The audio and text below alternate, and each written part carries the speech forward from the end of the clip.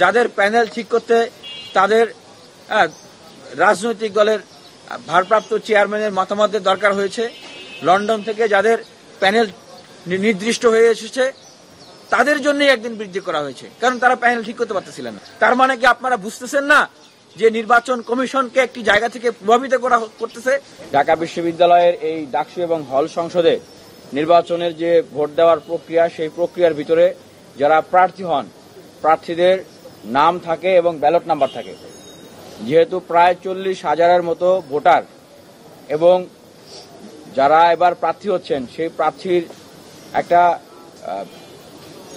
হিসাব করলে দেখা যায় যে প্রায় 19 জনের ভিতরে প্রতি 19 জনে একজন করে ক্যান্ডিডেট। তাহলে সেক্ষেত্রে কেন্দ্রে যদি 28 জন ক্যান্ডিডেট প্রার্থী হন এবং হলগুলোতে যদি 13 জন প্রার্থী হয়, এত জনের নাম কিন্তু মনে রাখা খুব কঠিন এবং ব্যালট নাম্বারও কিন্তু মনে রাখা খুবই কঠিন। সেক্ষেত্রে আমরা দাবি জানিয়েছি যেন নাম, ব্যালট নাম্বারের পাশাপাশি যারা ক্যান্ডিডেট হবেন তাদের হালনাগাদকৃত স্পষ্ট ছবি যুক্ত করা হয়। সেক্ষেত্রে আমরা এটাও বলতেছি যে যারা বিশেষ করে যারা নারী শিক্ষার্থী আছেন, হিজাব করেন, তারা যদি তাদের ছবি প্রকাশ করতে না চান, তারা যেভাবেই তাদের ছবি দিবেন সেভাবেই যেন লাগানো হয়। এটা একটা সংঘবদ্ধ চক্রান্ত না হয়ে থাকে, তাহলে আপনারা অবশ্যই এই নামের কারেকশনটি আপনাদের প্রতি আবেদন থাকবে, নিবেদন থাকবে এবং আপনারা এই নামের কারেকশনটি আপনারা অবশ্যই, এটা আমি দাবি রাখি অবশ্যই, যেহেতু আপনারা ভুল প্রচার করেছেন, সুতরাং এটা আপনাদের দায়িত্ব এবং আমাদের দাবি, এটা আমরা রাখি, এই অধিকারটা রাখি যে আপনারা সঠিকটা প্রচার করবেন। যদি আপনারা সঠিক নামটা প্রচার না করেন, যারা বিশেষ করে ভুল নাম প্রচার করেছেন, তাহলে বুঝবো যে আসলে আপনারা একটা সংঘবদ্ধ চক্র, আপনারা আসলে আমার বিরুদ্ধে চক্রান্ত করছেন। তৃতীয় নাম্বার, আমরা যে বিষয়টা বলবো যে ছাত্রলীগের একজন সাবেক নেতা যিনি মনোনয়ন ফর্ম সংগ্রহ করেছেন, আমরা বারবার বলে আসছি যে কেউ একটা সময় ছাত্রলীগ করেছে মানে সে আজীবন খারাপ থাকবে, আমরা এরকম মনে করি না। পরিবেশ, পরিস্থিতি, বাস্তবতা, মানুষের চিন্তা চেতনার সাথে অনেক কিছুরই পরিবর্তন হয়। মানুষ আদর্শ পরিবর্তন করে, ধর্ম পর্যন্ত মানুষ পরিবর্তন করে। তবে যদি কারো অতীতের কোনো ফৌজদারি অভিযোগ থাকে, ফৌজদারি অপরাধ থাকে, সেইটা কি মাফ হয়ে যায় ভাই? সেটা কি মাফ হয়ে যায়? সেটা কিন্তু মাফ হয়ে যায় না। 2019 সালে SM হলে যে হামলার ঘটনাটি ঘটে, ফরিদ নামে একজন শিক্ষার্থীকে রক্তাক্ত করা হয়, পরের দিন সেখানে আমি নিজে গিয়েছিলাম, আমি নিজে সাক্ষী দিচ্ছি আজকে ঢাকা বিশ্ববিদ্যালয় প্রশাসনের উদ্দেশ্যে, ঢাকা বিশ্ববিদ্যালয়ের শিক্ষার্থীদের উদ্দেশ্যে, সমগ্র বাংলাদেশের মানুষের উদ্দেশ্যে আমি নিজে একজন ভিকটিম হয়ে সাক্ষী দিচ্ছি এবং চ্যালেঞ্জ করছি যে সেদিন ডাকসুর তৎকালীন VP নুরুল হক নূর এবং সমাজসেবা সম্পাদক আক্তার হোসেন সহ আমরা গিয়েছিলাম। বেনজির নামে আমাদের একজন নারী শিক্ষার্থীও ছিলেন, তাদের উপরে সেদিন সেখানে আক্রমণ করা হয়, ডিম মারা হয় এবং তাদের শরীরে বিভিন্ন জায়গায় মব তৈরি করে মবের ভিতর ঢুকিয়ে তাদেরকে কিলানো হয়, ঘুষানো হয়, মাথায়, শরীরে, পিঠে আঘাত করা হয়, লাথি দেওয়া হয় এবং এই নারী শিক্ষার্থীকে লাথি দিয়ে লাঞ্ছিত করা হয়। যেই ডকুমেন্টগুলো অন দ্য রেকর্ড এখনো আপনারা গুগলে সার্চ করলে বিভিন্ন পত্রপত্রিকা এবং নিউজে পাবেন।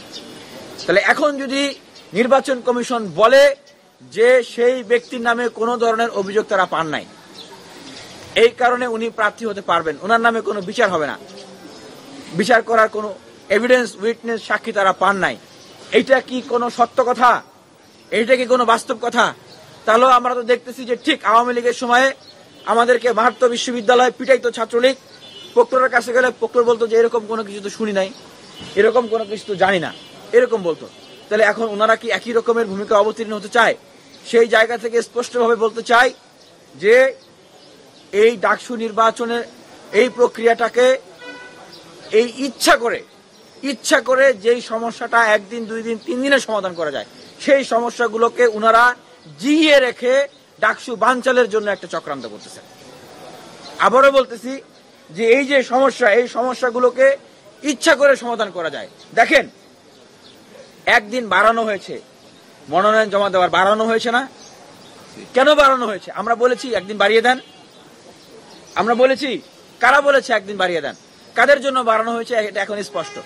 যাদের প্যানেল ঠিক করতে তাদের রাজনৈতিক দলের ভারপ্রাপ্ত চেয়ারম্যানের মতামতের দরকার হয়েছে, লন্ডন থেকে যাদের প্যানেল নির্দিষ্ট হয়ে এসেছে তাদের জন্যই একদিন বৃদ্ধি করা হয়েছে, কারণ তারা প্যানেল ঠিক করতে পারতেছিলেন না। তাহলে এখন দেখেন যে একটি দলের চাওয়ার প্রেক্ষিতে তাদের প্রভাবের কারণে ডাকসুর মনোনয়ন জমা দেওয়ার সময় একদিন বাড়িয়ে দেওয়া হয়। আর এইদিকে আমরা বিশ্ববিদ্যালয় প্রশাসনের কাছে বিশ্ববিদ্যালয়ের এই প্রায় 40,000 ভোটারের যে দাবি, প্রার্থীর যে দাবি, যৌক্তিক দাবি আমরা বলতেছি যে আপনারা নাম ব্যালট নাম্বারের পাশে ছবি যুক্ত করেন, এইটা তারা যুক্ত করতেছে না। আমরা যৌক্তিক দাবির কথা বলতেছি যে সেই 19 সালে যারা আমাদের উপরে হামলা করেছে, যাদের নেতৃত্বে হামলা হয়েছে, অন রেকর্ড আছে সেই বিষয়গুলো, সেগুলোর আপনারা বিচার করেন, সেগুলো তারা বিচার করতেছে না, সেগুলো তারা ঝুলিয়ে রেখেছে। তার মানে কি আপনারা বুঝতেছেন না যে নির্বাচন কমিশনকে একটি জায়গা থেকে প্রভাবিত করা করতেছে এবং তারা প্রভাবিত হচ্ছে। আমরা স্পষ্টভাবে নির্বাচন কমিশনকে বলতে চাই, আপনারা যদি এইখানে খুব সূক্ষ্ম গেম খেলতে চান, আমরা সেটা এই বিশ্ববিদ্যালয়ের শিক্ষার্থীদের মাধ্যমে আপনারা কিন্তু সেগুলো উন্মুক্ত করে দেব। কারণ ঢাকা বিশ্ববিদ্যালয়ের প্রত্যেকটা শিক্ষার্থী জানে এই যে ডাকসু নির্বাচন আজকে আসছে, এই ডাকসু নির্বাচন এমনি এমনি আসে নাই। এই ডাকসু নির্বাচনের জন্য আমাদেরকে অনেক ফাইট করতে হয়েছে, আমাদেরকে অনেক লড়াই করতে হয়েছে। বিশ্ববিদ্যালয় প্রশাসন ভালোবেসে একদম আন্তরিক হয়ে এই ডাকসু নির্বাচনটা দিচ্ছে না। আমরা এই ডাকসু নির্বাচনের জন্য ঢাকা বিশ্ববিদ্যালয়ের অধিকার সচেতন, রাজনৈতিক সচেতন শিক্ষার্থীদের দিকে ফাইট করেছি। আমি নিজে আমরণ অনশন করেছি, অসুস্থ হয়ে গিয়েছিলাম, আমার সাথে শিক্ষার্থীরা ছিলেন, প্রতিবাদ করেছি। শিক্ষার্থীদের সচেতনতার কারণে তারা আজকে ডাকসু দিতে বাধ্য হচ্ছে। তার মানে একদম নিরপেক্ষভাবে ভালোবেসে যে এই ডাকসু নির্বাচনটা হচ্ছে তা না, পরতে পরতে ডাকসু নির্বাচনকে বাধাগ্রস্ত করার জন্য, বানচাল করার জন্য সূক্ষ্ম সূক্ষ্ম ষড়যন্ত্রের জাল বিছিয়ে রাখা হয়েছে, যেগুলো বললাম। আমরা স্পষ্টভাবে বলছি, যদি নির্বাচন কমিশন ছবি যুক্ত না করে এবং এই যে ছাত্রলীগের সাবেক একজন নেতা যিনি ফৌজদারি অভিযোগে অভিযুক্ত, তার বিচার না করা হয়, তাহলে এই যে নির্বাচন কমিশন তাদের যে পক্ষপাতমূলক আচরণ, তাদের যে ষড়যন্ত্রমূলক আচরণ, সেই আচরণের বিরুদ্ধে কিন্তু আমরা আন্দোলন করব।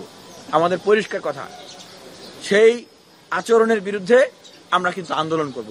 তবে একটা কথা সুস্পষ্টভাবে বলতে চাই, অনেক লড়াই সংগ্রাম করে জীবনের এক আমরণ অনশন করে জীবনের ঝুঁকি নিয়ে, জীবনকে পরোয়া না করে আমরা এই ডাকসু নির্বাচন এই পর্যন্ত নিয়ে আসছি। এইখান থেকে ডাকসু নির্বাচনকে এরকম সূক্ষ্ম ষড়যন্ত্র করে আপনারা বানচাল করবেন আর আমরা ঢাকা বিশ্ববিদ্যালয়ের শিক্ষার্থীরা চুপ করে থাকবো, তা হতে দেব না। আমরা মনে করি ঢাকা বিশ্ববিদ্যালয়ের শিক্ষার্থীরাই ঢাকা বিশ্ববিদ্যালয়ের সবচেয়ে বড় শক্তি। ঢাকা বিশ্ববিদ্যালয়ের ছাত্রছাত্রীরা এই মুহূর্তে ঐক্যবদ্ধ।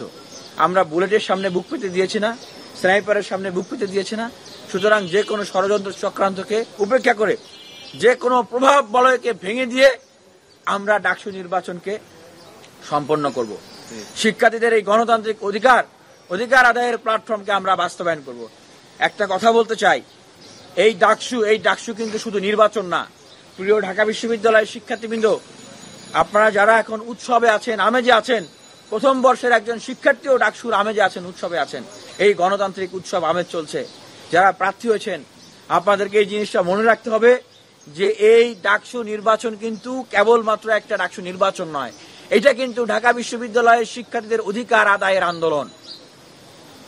সুতরাং এই অধিকারকে বানচাল করার জন্য এখনো সূক্ষ্ম ষড়যন্ত্র হচ্ছে, আপনাদেরকে চোখ কান খোলা রাখতে হবে এবং এগুলো নিয়ে কথা বলতে হবে। তো আমাদের যে প্যানেল, আমরা আমাদের প্যানেলের নাম ইতিমধ্যে ঘোষণা করেছি, DUCSU for change, vote for change. আমাদের যে স্লোগান, নিরাপদ ক্যাম্পাস চাই, ডাকসু নিরাপদ নির্বাচন চাই, কেউ আমাদের দাবা রাখতে পারবেন না। মোল্লা ভাই বক্তব্য দেন। DUCSU for change, vote for change আমাদের যে প্যানেল, আমরা সেই প্যানেলের নাম ঘোষণা করেছি এবং আমরা আমাদের যে স্লোগান, no more dirty politics, no more violence, এটাও আমরা ঘোষণা করেছি এবং আমরা যে ভিশন নিয়ে কাজ করতে চাই, আমাদের ভিশন একদমই স্পষ্ট, 1 স্টুডেন্ট 1 বেড 1 টেবিল। এবং আমরা এটা ঘোষণা দিয়েছি যে আমরা দায়িত্ব পেলে প্রথমেই আমরা বিশ্ববিদ্যালয়ের শিক্ষার্থীদের মেধা, প্রয়োজন ও যোগ্যতার ভিত্তিতে তাদের ইন্টার্নশিপের ব্যবস্থা করা, পার্ট টাইম জবের ব্যবস্থা করা এবং ইউনিভার্সিটি এই পেরিফেরিতে যারা থাকেন তাদের জন্য আমাদের আউটসোর্সিং জবের ব্যবস্থা করা। প্রথম বর্ষ দ্বিতীয় বর্ষ শিক্ষার্থী যারা এখনো আবাসন পান নাই, ইমিডিয়েটলি তাদের আবাসনের ব্যবস্থা অথবা আবাসন ভিত্তিক ব্যবস্থা করা। এই কাজগুলো আমরা করব। আমাদের সকল বিষয় সুস্পষ্ট।